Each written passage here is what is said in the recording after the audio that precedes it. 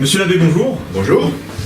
Nous vous recevons aujourd'hui dans le cadre d'une conférence ayant lieu à Lille pour la section lilloise d'égalité et réconciliation sur le thème « Le siècle juif, aspect économique, politique et religieux ».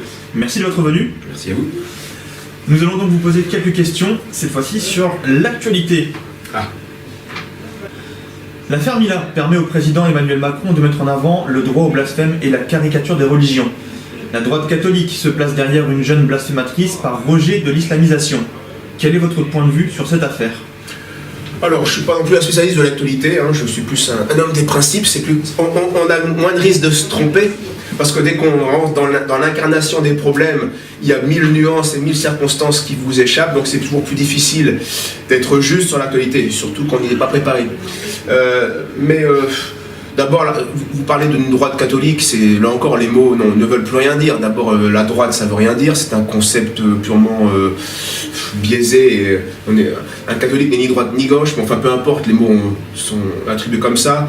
Catholique, qu'est-ce qui reste de catholique dans cela? Puisque ensuite, critiquer l'islam, il n'y a aucun doute, je le fais. Ensuite, il faut le faire avec politesse, évidemment. On va quand même respecter des gens, même j'estime qui se trompent, évidemment, que j'estime aussi une religion dangereuse, évidemment. Mais beaucoup de musulmans sont dans l'ignorance, je dirais invincible peut-être. Donc qu'on critique l'islam, pas de problème. Mais on ne peut pas... Ne faisons pas, dit saint Paul, le mal pour du bien. Donc le droit au blasphème n'a aucun sens. C'est purement maçonnique et c'est exécrable d'être... De toute façon, toutes les valeurs républicaines sont exécrables. Donc utiliser celle-là, c'est un manque de jugement au mieux, c'est de la bêtise et c'est une erreur. Ensuite, dernier point, donc oui, la l'islamisation est un réel problème, il faut lutter, mais c'est pas la République maçonnique qui a détruit toutes les religions qui pourra être une force contre une autre religion, parce que bien sûr qu'il y a beaucoup d'erreurs chez les musulmans, mais si on va au fond du fond, ils sont peut-être moins dans l'erreur qu'un franc-maçon athée et dégénéré. Donc au moins il y a une vérité. Il y a beaucoup d'erreurs dans l'islam, beaucoup de dangers, mais il y a au moins une vérité, c'est que Dieu est grand, ça c'est vrai, et que Dieu est un absolu. Donc il y a au moins ça chez eux. Il manque malheureusement beaucoup d'autres choses, peu de raisonnement, peu d'esprit critique, etc. Et c'est dommage. D'ailleurs, souvent les musulmans à l'esprit critique ne restent pas longtemps musulmans. Donc il faut plutôt développer l'esprit critique, mais un esprit juste, pas un esprit athée et maçonnique et dégénéré. Donc voilà, passons. Passons. Merci. Pour continuer, sur la partie droite politique, les droites nationalistes affichent leur chrétienté ou un soutien à des associations chrétiennes. On peut parler de Salvini, de Orban, Trump, Bolsonaro, Poutine. Qu'y a-t-il à attendre, ou y a-t-il quelque chose à attendre du politique? Alors, du politique, il faut distinguer. Attendre quelque chose du politique et des politiques. Du politique, oui, c'est indispensable. De même qu'on est corps et âme, il faut l'union du politique et de la religion. Mais aujourd'hui, aussi bien le monde politique que le monde religieux est chaotique. On est dans pour moi, une fin d'un temps ou fin d'un monde ou fin du monde. En tout cas, ça sent pas bon. Donc aujourd'hui, qu'espérer de la politique? Un miracle, mais je vois pas. Bien sûr qu'il faut se battre. Il faut se battre parce que c'est notre devoir, comme le dit Donoso Cortés et comme je le répète souvent dans mes conférences. Mais on peut se battre sans illusion, et même on peut se battre parfois uniquement par devoir jusqu'au bout, sans espoir de victoire. Je pense que quand les soldats de la Charlemagne allaient en mai 45 défendre le bunker, ils ont fait leur devoir jusqu'au bout, ils se sont battus, mais ils n'avaient pas trop d'illusions sur le résultat de la bataille. Donc faut se battre. Il faut se battre avec tous les moyens et tous les dons qu'on a pour défendre notre pays, nos enfants, nos races, nos biens, notre culture, notre langue, etc. Mais je me bats dans mon domaine, j'espère le faire le mieux possible, et c'est à ces hommes-là en conscience de le faire le mieux possible dans leur domaine. Après, dans les noms que vous me donniez, il y a des grosses nuances entre l'orthodoxie, le protestantisme, il y a des influences. Donc la révolution a tout mené. Aujourd'hui, un homme politique qui a inspiré confiance, pour moi, c'est un contre-révolutionnaire officiel, affiché. dès qu'on parle de valeurs de la République ou des droits de l'homme, pour moi, il n'y a plus rien à espérer. Plus rien. Merci. Coronavirus, collapsologie, effondrement économique, naufrage climatique, le monde et l'homme sont-ils malades ou n'y a-t-il pas un excès de catastrophisme? Alors les hommes sont malades, oui, du péché originel. D'abord, c'est un virus qui nous frappe depuis Adam et celui-là, il est ravageur. Il nous fait faire beaucoup de péchés, beaucoup de bêtises. Parce que je n'ai pas de compétences en médecine, mais j'avais vu, d'ailleurs je crois relayé par ER ou par Contre-Info, je ne sais plus, Contre-Info, un chirurgien qui rigolait des chiffres parce qu'en fait, aujourd'hui, dès qu'on sort un résultat scientifique, on croit que c'est un dogme, mais une expérience, j'ai fait, je suis pas scientifique ni un ingénieur, mais j'ai fait un IUT de mesure physique. Et pour mesurer, il faut d'abord un instrument, il y a des erreurs de mesure, ensuite il y a des références, il y a des proportions, enfin il y a plein de critères qui font qu'on peut mal interpréter des chiffres ou en donner une interprétation complètement délirante.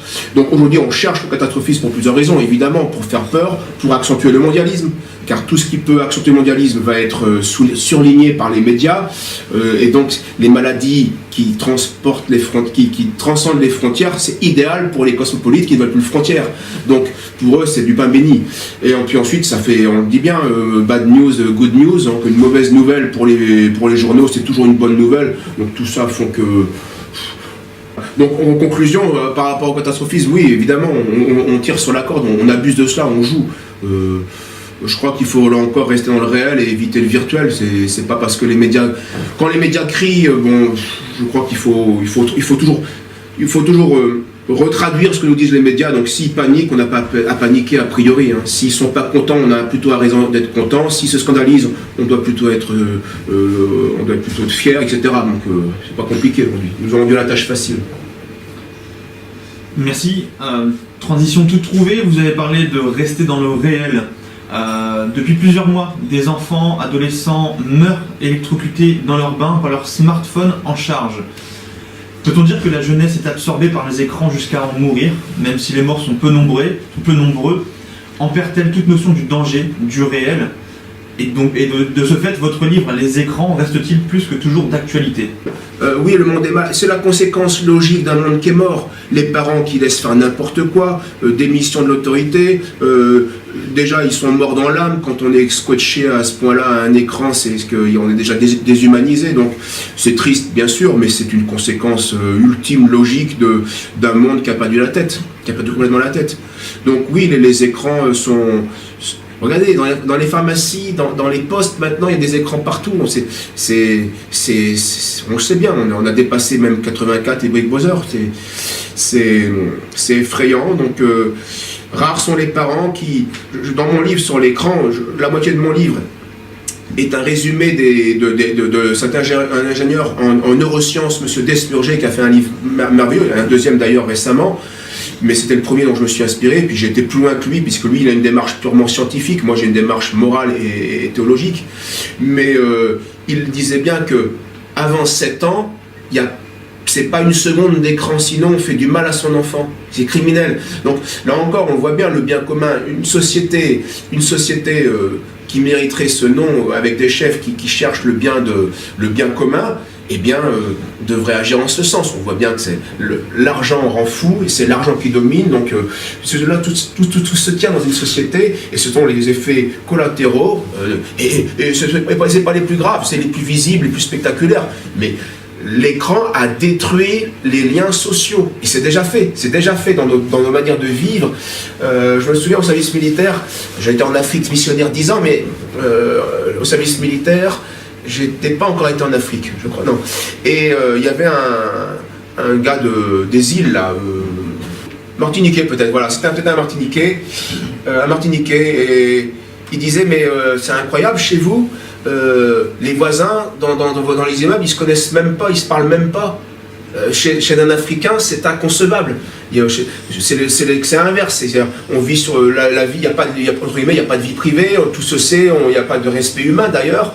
Donc, bon, c'est pas non plus, il y a aussi les défauts, hein, mais en tout cas, ça le choquait. Il voyait bien une société où les rapports humains ont été cassés, brisés. Donc la société est déjà morte. L'écran a déjà tué. D'ailleurs, c'est pour ça que la pression peut se... Le laminage, on est 10 fois moins fort, moins libre, moins courageux, moins clairvoyant qu'un paysan à l'époque de Louis XIV. C'est une évidence. On est volé par des hommes comme les paysans de Louis XIV ne l'ont jamais été. L'absolutisme n'a rien à voir avec l'absolutisme, la tyrannie que nous connaissons aujourd'hui, est un vrai absolutisme, parce que l'absolutisme, entre guillemets, de Louis XIV était tempéré par des quantités de coutumes, de privilèges de ville, par des lois ecclésiastiques, par sa conscience chrétienne, même s'il a été mauvais chrétien une longue partie de sa vie sur certains aspects de vie morale, etc. Donc, non, tout ça c'est une blague, tout ça c'est le mensonge.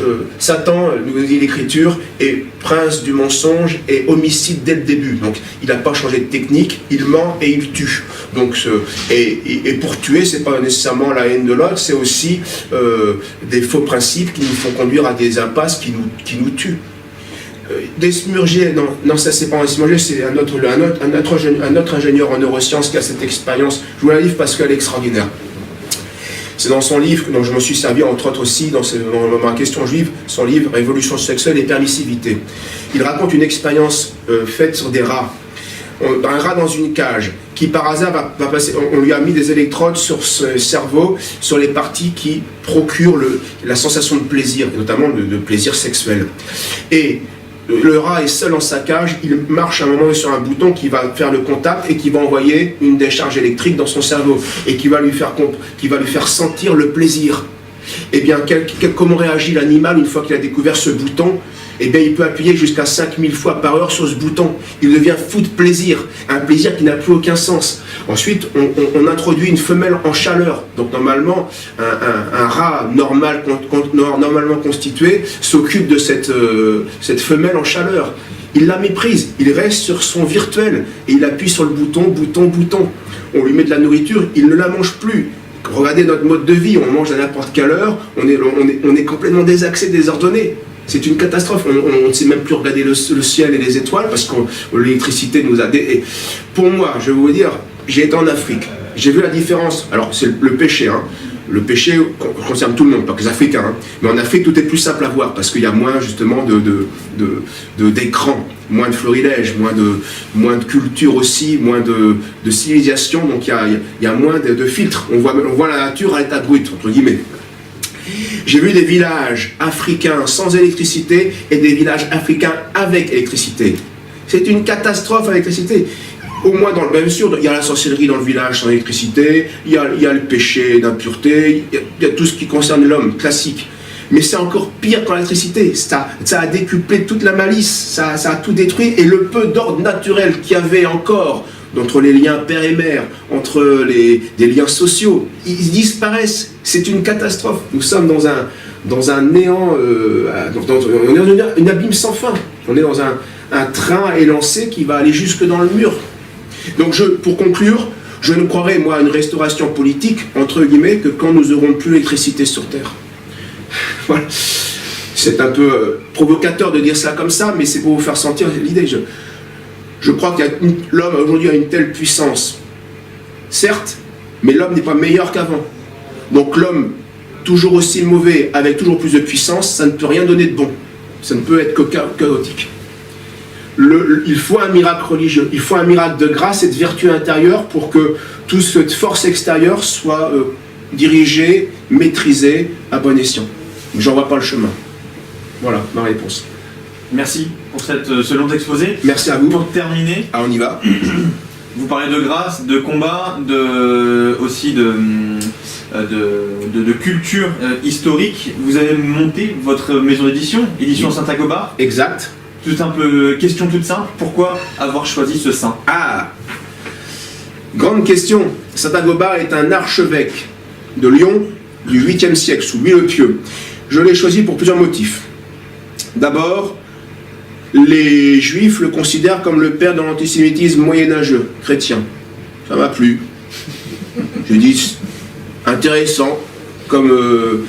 Ensuite, j'ai lu, c'est un grand érudit du 9e siècle, de l'époque carolingienne, c'est un grand liturgiste, un grand théologien, un grand archevêque, enfin vraiment un grand bonhomme de l'époque qui comptait. les Juifs ne l'aiment pas parce qu'à l'époque, il dénonçait des réseaux d'esclavage, de kidnapping d'enfants en Espagne. Quand il était espagnol, mais archevêque de Lyon. Donc les Juifs, bien sûr, quand on dénonce ces réalités, poussent à l'antisémitisme. Donc, voilà donc, la haine des Juifs pour Saint Agobard. Et aussi, Saint Agobard était un homme courageux qui avait compris l'importance de l'unité de l'Empire chrétien. Et lui, le pieux, malheureusement, à cause de sa femme Judith, juive, a donné préférence à ce fils-là plutôt qu'à ses engagements devant l'Empire, de ne pas préférer un fils d'un autre et de garder l'unité. Puis, malheureusement, il y a eu la guerre, et donc il a été exilé à cause de ses positions politiques chrétiennes, entre guillemets. Il voulait sauver un serment et sauver l'Empire chrétien. Donc exilé pour cela, et aussi exilé à cause des Juifs, qui à l'époque quand même, à cause de cette influence de cette femme juive, on connaît ça, merde quand même, disait un homme politique à cause de sa femme et ses influences juives. Bon, c'est quelque chose de connu, c'est normal, la femme influence son mari, donc si une femme est juive, elle va influencer son mari. Et c'est à quel point que dans l'Empire chrétien à cette époque-là, eh bien, les Juifs avaient réussi à exiger qu'on ne tienne plus le marché le samedi, jour du sabbat, mais qu'il soit reporté au dimanche. Alors pour un empire chrétien, Saint Agobard a fait comprendre à lui le pieux que ça ne convenait pas, qu'il ne pouvait pas être encore chrétien et céder sur cette position-là. Donc vous comprenez que c'est un homme qui a été jusqu'au bout, qui s'est engagé. Vous connaissez les ennemis de l'époque, je pense que c'est un peu nos ennemis aujourd'hui. Et il a dit au pouvoir politique ce qu'il fallait dire, ce qui est pas si fréquent, parce que là encore on revient à la faiblesse humaine. C'est pas facile quand on est archevêque de dire à un empereur qui fait fausse route, parce que l'empereur a le pouvoir civil, le glaive, et certains saints, archevêques, évêques sont morts martyrs en Angleterre, en France, etc. Et par contre, pareil, la masse des évêques, faut pas rêver, elle est comme les hommes, et la masse, elle n'est jamais héroïque et vertueuse. Regardez le schisme anglican, il n'y a eu que 2 évêques qui ont résisté à Henri VIII. Tous les autres sont couchés pour dire oui, Henri VIII, tu peux divorcer comme tu veux et on va te faire ton mariage nouveau. Donc c'est ça la réalité humaine, même chez les évêques, même chez les prêtres.